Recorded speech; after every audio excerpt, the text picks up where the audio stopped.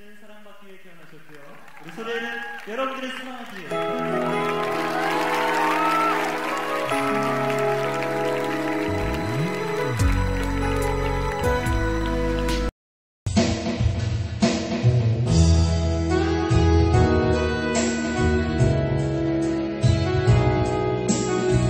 가족들을 축복하시고 이웃들을 축복하시고 성도들을 축복합시다. 당신은 하나님의 언약 안에 있는 축복의 통로.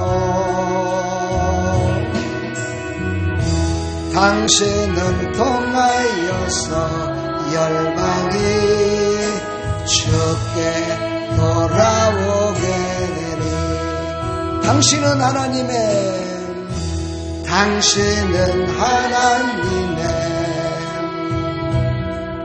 언약 안에 있는 축복의 통로. 아멘. 당신을 통하여서 열방이 주께 예배하게 되리. 할렐루야. 여러분들을 축복합니다. 사랑합니다.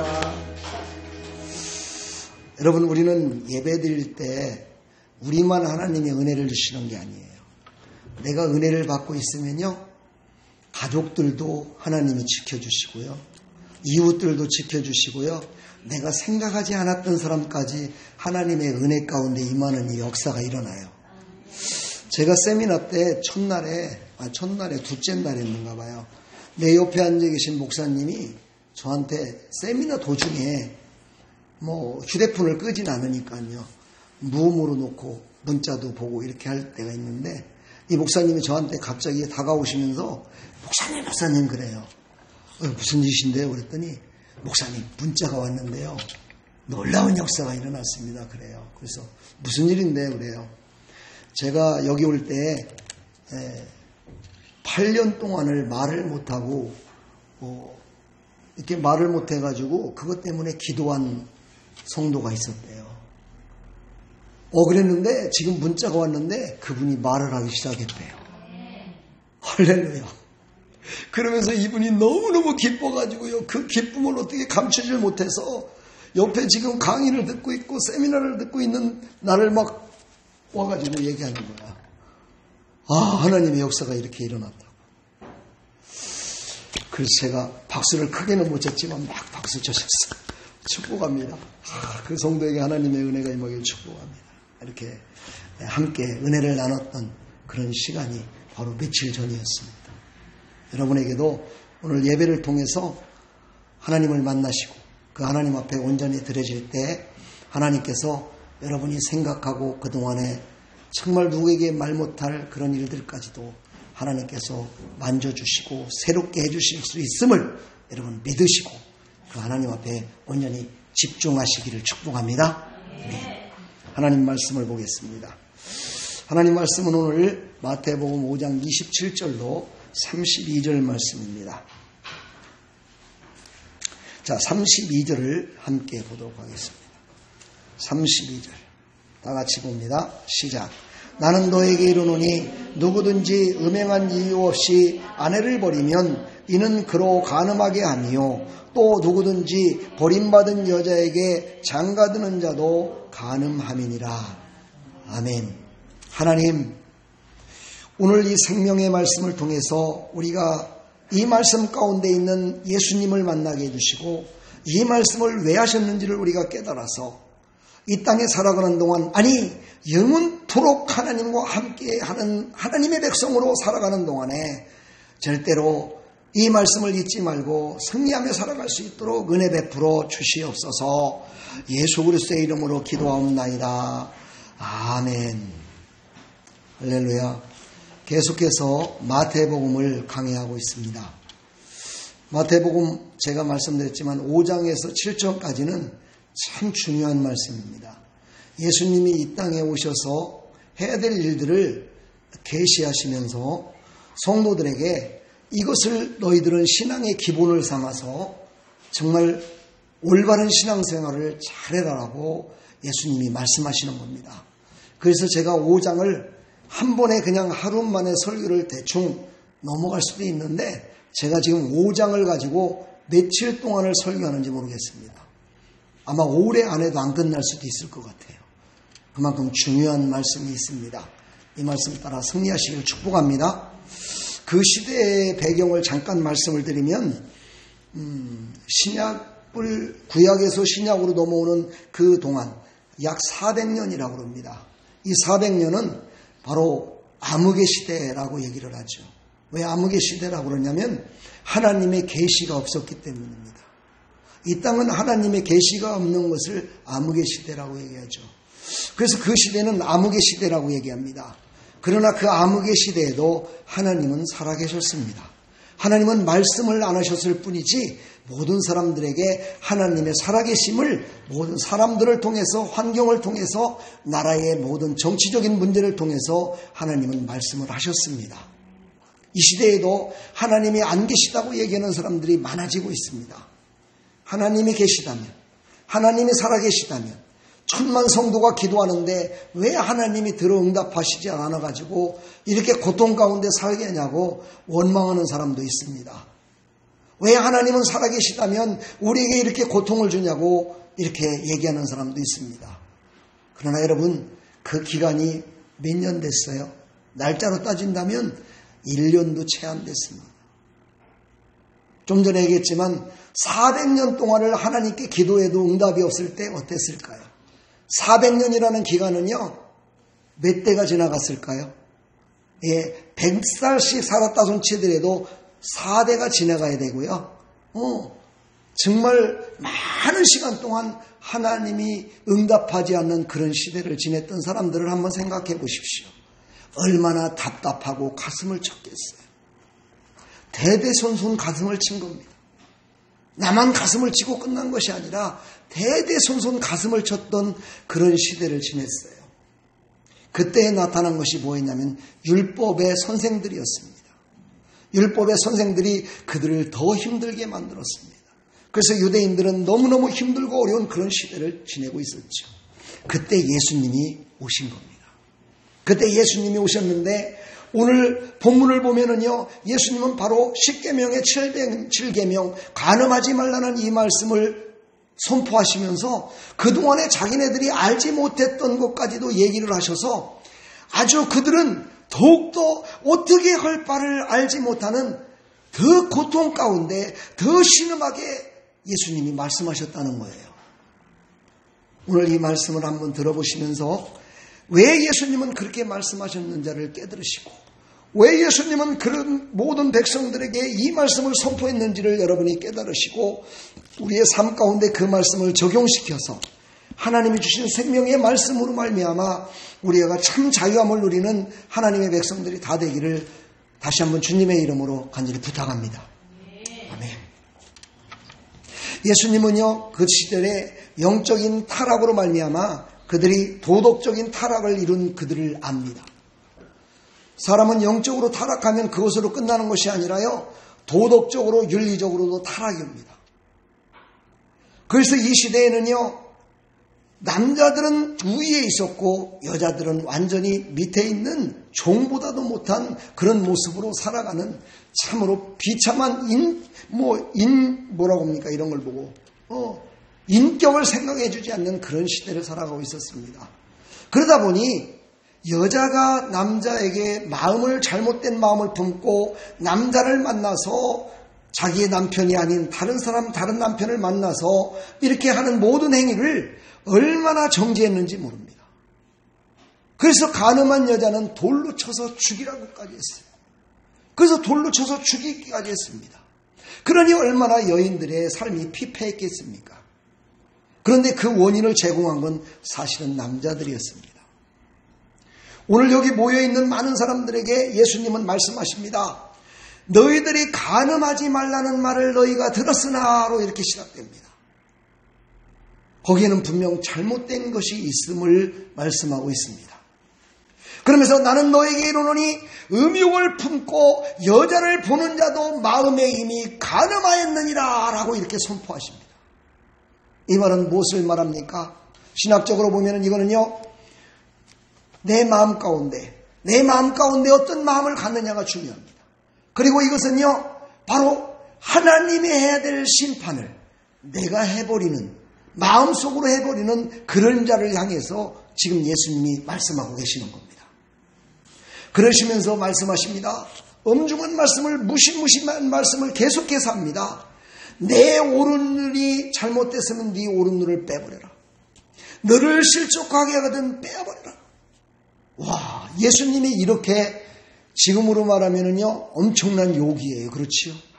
예수님이 이렇게 엄청난 무시무시한 말씀을 하신 거예요. 그거를 듣고 있는 모든 백성들은 지금 어찌할 바를 몰랐습니다. 어찌할 바를 몰라 그들은요, 이게 어떤 말인가? 메시아가 오면 우리가 참 자유함을 얻어서 기쁨 가운데 그 메시아로 말미암아 로마의 속국에서도 벗어나고 죄에서도 벗어나고 우리는 참 자유를 누리며 하나님의 은혜 가운데 산다고 생각을 했었는데, 메시아 된다는 예수 그리스도가 이 땅에 오셔서 하시는 말씀이 너무나 엄중하면서도 무시무시한 말씀으로 두렵고 떨리게 만드는 겁니다. 그건 너무나 두려웠습니다.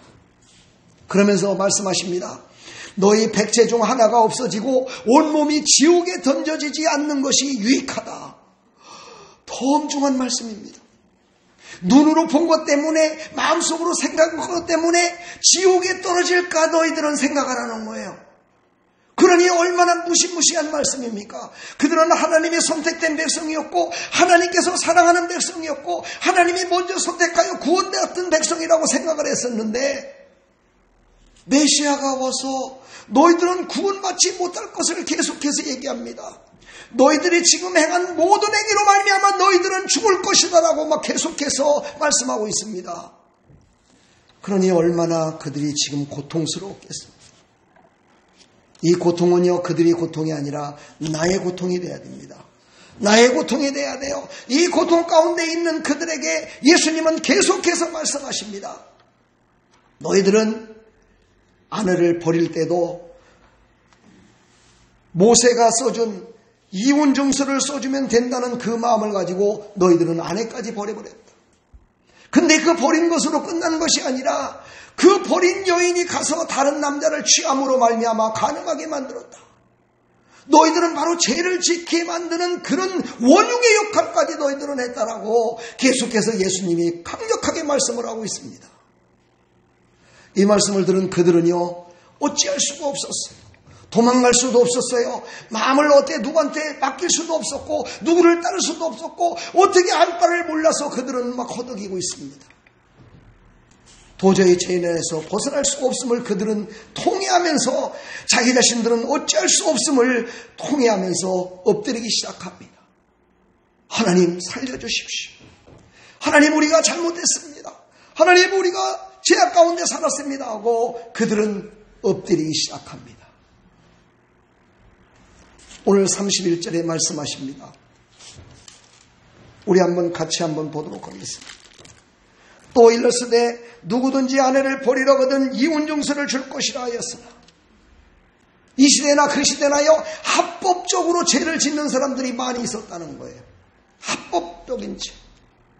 율법은 이랬어. 그러니까 너는 죄인이야 라고 정죄했고, 합법적으로 이혼 증서를 쓰면 죄가 아니다라고 모든 율법사들이 전부 다 가리켰고, 그래서 그들은 합법적으로 죄를 지으며 살았다는 거예요. 이 시대에도 마찬가지입니다. 얼마나 많은 사람들이 합법적으로 죄를 짓는지 몰라요. 법에는 없어. 법에는 그런 말 없어. 내가 잘못한 거는 잘못한 게 아니야. 나는 잘못한 게 아니라니까. 한 법조문을 찾아봐. 법에 그런 말이 나와 있는지, 내가 잘못한 것이 진짜 죄인지 한번 찾아보라니까. 그러면서 1심, 2심, 3심, 대법원 가가지고 그 사람은 법적으로 하자 없습니다. 윤리적으로는 좀 문제 있지만 법적으로 하자 없습니다. 꽝꽝꽝 무죄. 이런 시대를 우리는 지금 살고 있습니다. 그 시대에도 마찬가지였습니다. 그러니까 인간들의 시대는요, 옛날 시대나 지금 시대나 똑같다고 얘기를 하는 겁니다. 예수님은 왜 이렇게 말씀하셨을까? 우리가 여기서 이제 영적인 것을 깨달아서 우리가 진정으로 예수님이 하신 이 말씀이 무엇인지를 깨달아야 돼요. 우리에게 지금 주시는 말씀이 무엇인지를 깨달아야 된다는 거예요. 이 시대는요, 윤리적, 도덕적으로 뭔가를 해서 뭔가를 얻으려고 하는 사람들로 가득 차기 시작했습니다. 이 시대에는요, 윤리적인 도덕적인 것으로다가 구원까지도 이룰 수 있다라고 지금 얘기하는 종교 지도자들이 있습니다. 윤리적인 도덕적인 것을 가지고 사람을 끌어내리기도 합니다.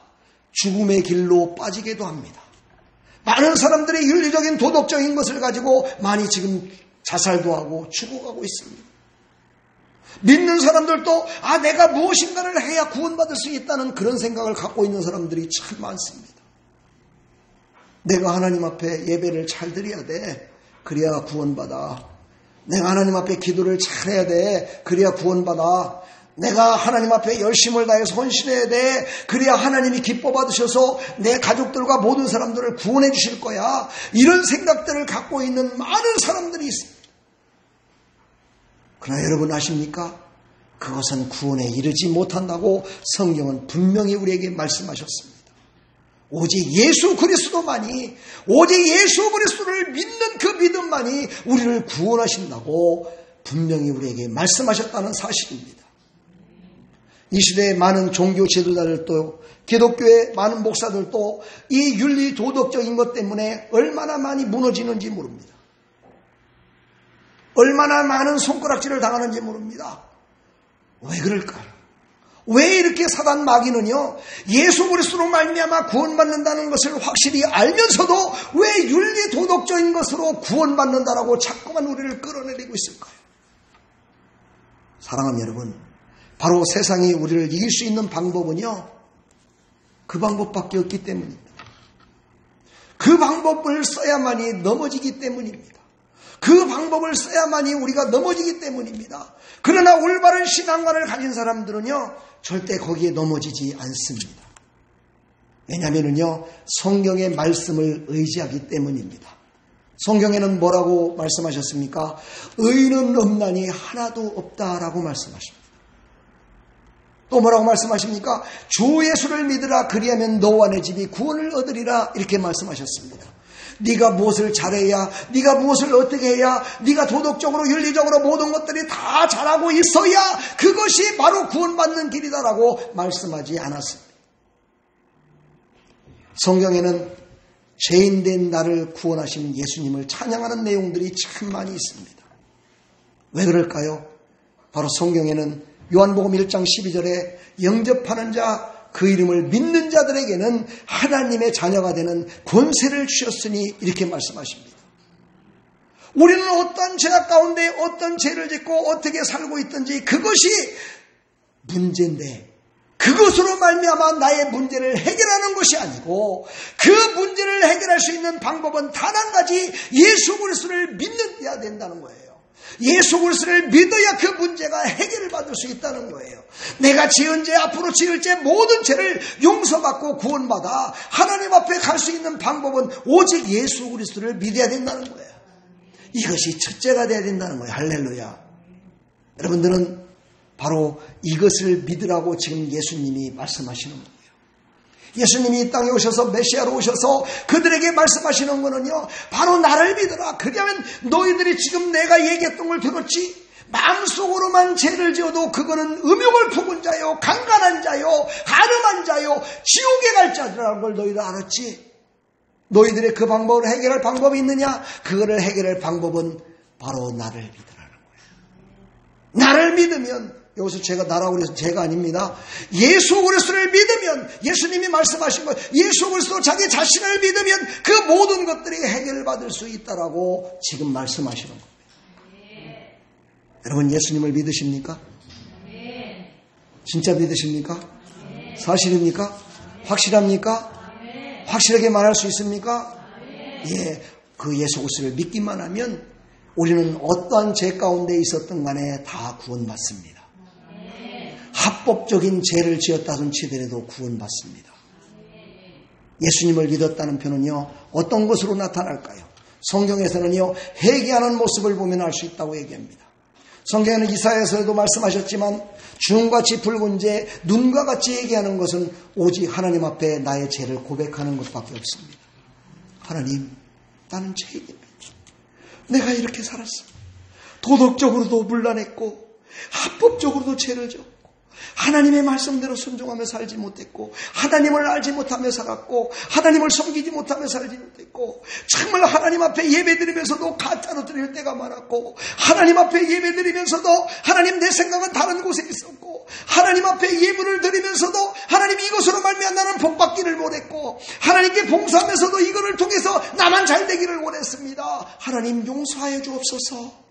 이렇게 하나님 앞에 회개하며 나가는 자를 하나님은 죄 없다 하시며 그의 용서해 주신다는 사실이에요. 그 죄를 다 덮어주신다는 사실이에요. 예수의 보혈의 피로 씻어주신다는 사실이에요. 이것을 우리는 절대 잊어서는 안 됩니다. 이것이 있을 때 바로 구원받은 자의 스타트가 시작됩니다. 그것이 바로 하나님 앞에 나가는 첫 번째 관문이기 때문입니다. 우리의 모든 죄를 다 하나님 앞에 아뢰는 것입니다. 그리고 그 하나님께서 주시는 성령의 감동을 받아서 이제는 나는 주음같이 붉은 죄 눈과 같이 희어렸다라고 확실히 믿는 것입니다. 그리고 그 예수님을 따라가는 것입니다. 할렐루야. 어떠한 죄를 졌더라도 어떠한 상황 속에 있더라도 예수 그리스도를 온전히 신뢰하고 그에게 모든 것들을 다 때려놓고 나갈 때 그는 구원받은 자로서 하나님께서 함께 하시는 천국 백성으로서 영원 복락을 누리며 살아갈 줄 믿습니다. 성경에 보면 탕자가 나옵니다. 탕자의 비유를 얘기합니다. 탕자는요 작은 아들이었습니다. 둘째 아들이었죠. 그는요 아버지의 재산을 유산을 미리 상속받았어요. 아버지가 죽기도 전에 아버지가 세상을 떠나기 전에 모든 재산을 상속을 받아서 그걸 가지고 먼 나라로 가서 남들이 보이지 않는 아버지가 보이지 않는 그곳에 가서 자기 마음대로 열심을 다해서 돈을 썼습니다. 열심을 다해서 돈을 썼으니 어떻게 됐을까요? 열심을 다해요. 어떻게 될까요? 죄를 많이 졌다는 뜻입니다. 그러니 그는요 돈이 다 떨어지고 돈이 없으니까는요 어떻게 살려고 계획도 없었고 오직 돈 쓰는 일에만 오직 죄를 짓는 일에만 앞섰었으니 이제는 그는 죽을 수밖에 없었습니다. 먹을 것이 없었어요. 거지가 됐어요. 그러다가 저기 돼지를 키우는 집에 갔더니 가서 돼지하고 같이 살면서 돼지나 키워라 그러면서 밥도 안 주는 거예요. 그래서 그는요 돼지가 먹는 그 밥을 뭐라고 합니까? 지금으로 말하면 사료라고 그러겠죠. 돼지가 먹는 것을 같이 먹습니다. 얼마나 눈물을 흘렸을까요? 그러면서 그 돼지가 그걸 먹으면서 눈물을 흘리는데 그때 갑자기 생각이 납니다. 아버지가 생각이 납니다. 그래. 우리 아버지 집에는 종도 많고 먹을 것도 많고 정말 모든 것들이 풍족한데 그 아버지께 돌아갈까? 아버지께 그래. 가서 내가 그 종보다도 대우를 못 받더라도 내가 돌아가자. 그래서 그 아버지께 돌아옵니다. 그 아버지께 돌아왔더니 아버지가 어떻게 했습니까? 신발도 신지 않고 맨발로다가 쫓아옵니다. 와서 그 아들을 끌어안고 내 사랑하는 아들아 네가 돌아왔구나. 그를 붙들고 같이 옵니다. 자기는 종 생활, 종으로 끝날 것 같은 인생이었었는데 아버지는 그를 완전히 반갑게 맞이합니다. 그것으로 끝난 게 아니었습니다. 저 죽었던 아들, 떠나갔던 아들이 돌아왔다고 송아지를 잡고 소를 잡고 잔치까지 벌여줍니다. 우리 아들이 돌아왔다고. 그는 어찌할 수가 없었습니다. 감당할 수도 없었습니다. 그를 회복시키는 옷도 만들어갖고 자색 옷을 만들어서 그에게 입혀줍니다. 그리고 그의 모든 권세를 회복시키기는 금가락지도 껴줍니다. 완전히 회복이 돼버렸습니다. 완전히 기쁨 가운데 임했습니다. 그러나 그것을 바라보면서 큰아들은요 아버지께 원망을 합니다. 아버지요 어찌하여 저 타락한 저 아들을 갖다가 저렇게 해줍니까? 나는 아버지를 위해서 열심을 다해서 최선을 다해서 나는 아버지를 섬겼건만은 아버지 나에게 한 번도 소를 잡아준 적이 있습니까? 나를 위해서 잔치를 벌여준 적이 있습니까? 나를 위해서 금가락지를 다시 껴준 적이 있습니까? 나를 위해서 옷을 다시 해준 적이 있습니까? 어찌하여 나에게는 그렇게 하지 않고 저 탕자 같은 아들에게 그걸 다 해줍니까? 하고 아버지를 막 원망합니다. 그때 아버지가 얘기를 하죠. 사랑하는 아들아, 내가 너를 사랑해. 자기 아들을 사랑하듯이 너를 사랑한다. 너는 내 품에 있고 저는 탕자로서 떠나갔다 돌아온 아들 아니냐. 그러니 저를 내가 더 사랑하지 않겠느냐. 그래서 내가 저를 회복시키기 위해서 이러지 않겠느냐라고 큰아들에게 얘기를 합니다. 이 비유를 예수님이 직접 하신 말씀입니다.